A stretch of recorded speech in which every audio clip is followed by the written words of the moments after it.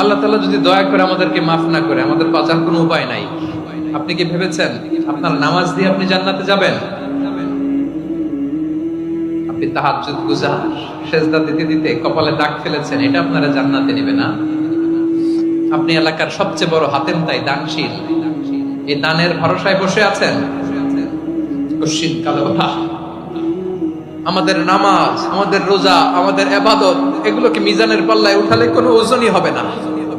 তবে আমাদের একটা কৌশল জানা আছে, আমরা আল্লাহর রহমতের ভিখারি। আমরা সেদিন আগেই গুনার স্বীকৃতি দিয়ে দেব।